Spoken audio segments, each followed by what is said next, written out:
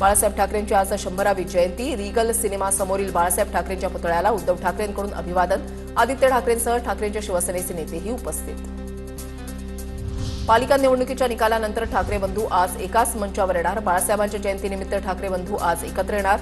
षण्मुखानंद सभागृहात शिवसेना प्रमुखांच्या जन्मशताब्दी वर्षानिमित्त विशेष कार्यक्रम.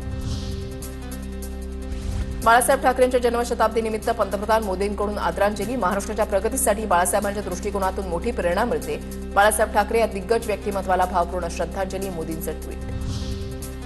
बाळासाहेबांच्या सिंहगर्जनेमुळेच महाराष्ट्र सुरक्षित आहे. सामनाचा अग्रलेख. सिंहगर्जनेला 100 वर्ष झाली तरी ती जमिनीवर आसमंतामध्ये घुमतच आहे.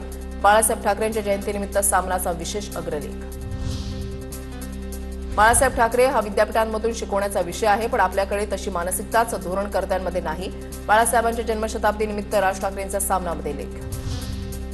बाळासाहेब ठाकरेंच्या जन्मशताब्दीनिमित्त आदित्य ठाकरेंकडून ट्विट. बाळासाहेब ठाकरेंसोबत फोटो शेअर करत आदरांजली वाहिली.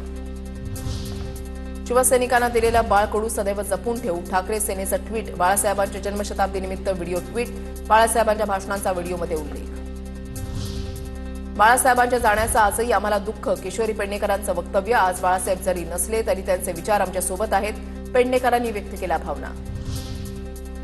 बाळासाहेबांच्या जन्मशताब्दीनिमित्त मातोश्री परिसरात ठाकरेंची शिवसेना आणि शिंदेच्या शिवसेनेकडून बॅनरबाजी. दोन्ही शिवसेनेकडून बाळासाहेबांच्या विचारांचा दावा.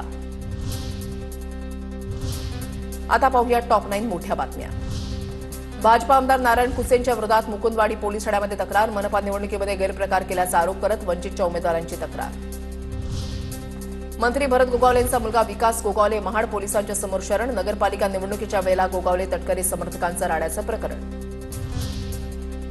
रत्नागिरीमध्ये भाजपचे उपनगराध्यक्ष समीर तिवरेकरांना धमकी दिल्याचा आरोप. नगर परिषदेच्या इंजिनियरकडून शिवीगाळ आणि धमकी आल्याचा आरोप. रत्नागिरी शहर पोलीस ठाण्यामध्ये अदखलपात्र गुन्हा दाखल. नागपुरात महापालिका विजयानंतर भाजपचे बॅनर. मराठी जिंकली, महाराष्ट्र जिंकला बॅनरवर आशय. मराठी विकास आणि हिंदुत्वाच्या मुद्द्यांवर निवडणुका जिंकल्याचा संदेश देणारे बॅनर. गृहराज्यमंत्री योगेश कदम प्रजासत्ताक दिनी नंदुरबारमध्ये ध्वजारोहण करणार. मंत्रालयाच्या सामान्य प्रशासन विभागानं परिपत्रक काढलं. मंत्री झाल्यानंतर योगेश कदम प्रथमच शासकीय ध्वजारोहण करणार. त्रिभाषा धोरण निश्चित करण्याच्या दृष्टीनं गठीत केलेल्या डॉ. नरेंद्र जाधव यांच्या अध्यक्षतेखालील समितीला दुसऱ्यांदा मुदतवाढ. 4 फेब्रुवारीपर्यंत समितीला अहवाल सादर करावा लागणार.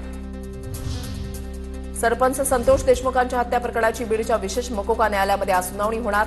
चार्ज फ्रेम झाल्यानंतरची ही दुसरी सुनावणी.